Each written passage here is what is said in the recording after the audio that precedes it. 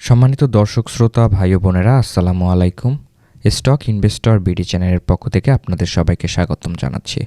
আমি আজকে আপনার সাথে ঢাকা স্টক এক্সচেঞ্জের প্রধান সূচক ডিএসসিএক্স ইন্ডেক্স নিয়ে আলোচনা করব এবং আগামী কার্যদিবসটি শেয়ার বাজারে কেমন যেতে পারে এই বিষয়টি আপনাদের সামনে তুলে ধরার চেষ্টা করব এবং আলোচনার মাধ্যমে বুঝিয়ে দেওয়ার চেষ্টা করব। সো হ্যালো, আমি Yasin Shoaib, welcome to my channel.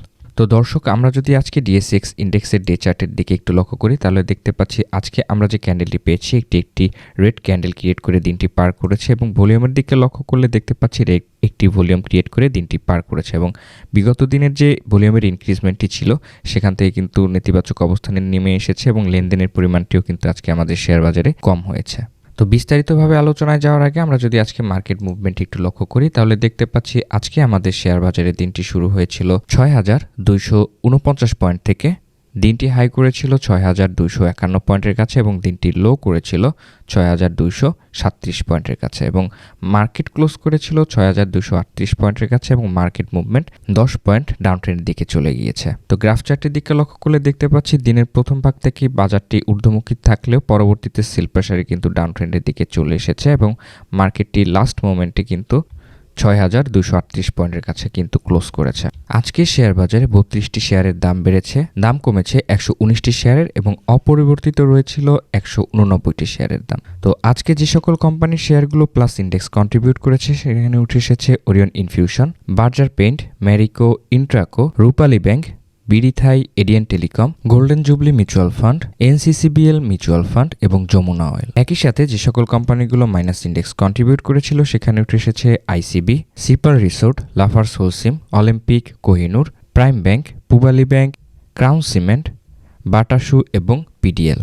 তো দর্শক, আমরা যদি এখন ডিএসসিএক্স ইন্ডেক্সের সাপোর্ট এবং রেজিস্ট্যান্স লাইনটিকে একটু লক্ষ্য করি তাহলে দেখতে পাচ্ছি বর্তমানে আমাদের যে ডিএসসিএক্স ইন্ডেক্সের সাপোর্ট লাইনটি রয়েছে ৬,২২৬ পয়েন্টের কাছে। দ্বিতীয় যে আমাদের সাপোর্ট লাইনটি রয়েছে এটি রয়েছে ৬,১৮৯ পয়েন্টের কাছে। তো দর্শক, আমরা যদি এখন রেজিস্ট্যান্স লাইনটিকে একটু লক্ষ্য করি তাহলে দেখতে পাচ্ছি বর্তমানে আমাদের প্রথম যে রেজিস্ট্যান্স লাইনটি রয়েছে এটি রয়েছে ৬,২৬৭ পয়েন্টের কাছে এবং দ্বিতীয় যে আমাদের রেজিস্ট্যান্স লাইনটি রয়েছে এটি রয়েছে ৬,৩০০ পয়েন্টের কাছে। তো দর্শক, সাপোর্ট এবং রেজিস্ট্যান্স লাইনটিকে ড্র করার পরে আমরা যদি একটু ডে চার্টের দিকে একটু লক্ষ্য করি তাহলে দেখতে পাচ্ছি যে আমরা যে ক্যান্ডেলটি পেয়েছি রেড একটি ক্যান্ডেল, এটি কিন্তু ৬,২৩৯ পয়েন্টের কাছাকাছিতে অবস্থান করছে এবং ক্যান্ডেলটির অবস্থান কিন্তু আমাদের সাপোর্ট লাইনের কাছাকাছিতে বর্তমানে অবস্থান করছে। তো যাই হোক, আমরা যদি আরএসআইটি একটু লক্ষ্য করি তাহলে দেখতে পাচ্ছি আরএসআইটি কিন্তু আজকে একটি বড় ধরনের পতন আমরা লক্ষ্য করতে পারি। বর্তমানে আরএসআইটির পয়েন্টটি রয়েছে ৪৩ পয়েন্টের কাছে। তো আজকে কিন্তু আমাদের আরএসআইর পয়েন্টটি ছিল ৫৫ পয়েন্টের কাছে এবং সেখান থেকে কিন্তু একটি বড় একটি ফল ডাউন করে আমাদের আরএসআইটি ৪৩ পয়েন্টের কাছে কিন্তু নেমে এসেছে।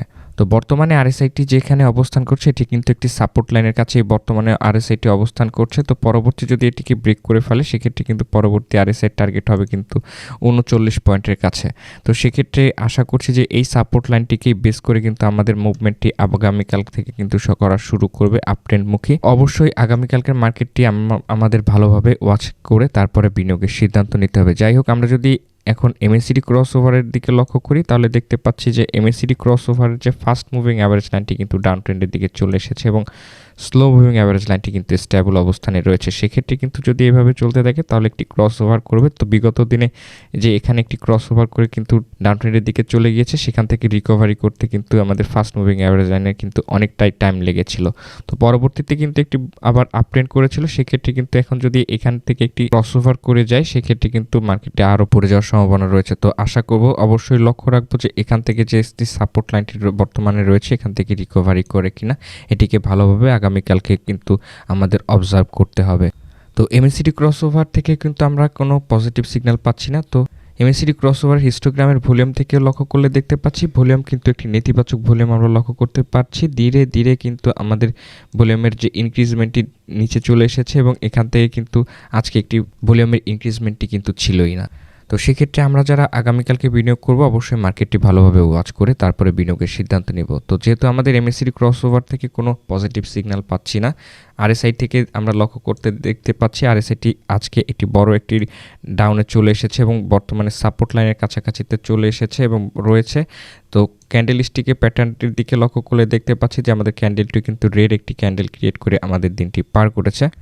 আগামীকালকে ক্যান্ডেলটি যদি ডাউন ট্রেন্ডের দিকে যায়, বাজারটি ডাউন ট্রেন্ডের দিকে যায়, সেক্ষেত্রে কিন্তু আমাদের একটি ৬,২৩৪ পয়েন্টের কাছে একটি সাপোর্ট লাইন রয়েছে। তো এটিকেও যদি ব্রেক করে ফেলে সেক্ষেত্রে কিন্তু ৬,২২৬ পয়েন্টের লাইনটিকে ব্রেক করার একটি সম্ভাবনা থাকবে।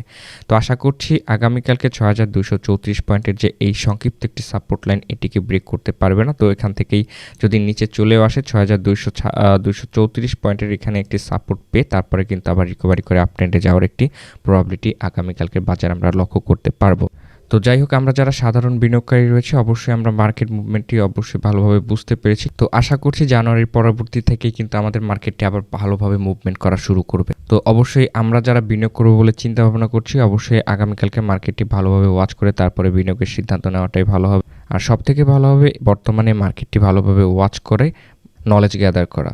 তো আগামী বছরে আশা করছি যে মার্কেটটি ভালো একটি আপ ট্রেন্ডমুখী থাকবে এবং একটি ভালো অবস্থানে পৌঁছাবে বলে আমি ধারণা করি। তো ধন্যবাদ সবাইকে আমার এই ভিডিওটি দেখার জন্য। এখনও যারা চ্যানেলটিকে সাবস্ক্রাইব করেনি প্রতিদিনকার মার্কেট আপডেট পেতে চ্যানেলটিকে সাবস্ক্রাইব করবেন এবং পাশে থাকা নোটিফিকেশন আইকনটি অন করে দিবেন। অলরেডি যারা চ্যানেলটিকে সাবস্ক্রাইব করেছেন তাদেরকে অসংখ্য ধন্যবাদ জানাচ্ছি। আপনার এবং আপনার পরিবারের সবার সুস্বাস্থ্য এবং মঙ্গল কামনায় ভিডিওটি শেষ করছি। আমার জন্য দোয়া করবেন এবং আমার পরিবারের জন্য দোয়া করবেন। আসসালামু আলাইকুম।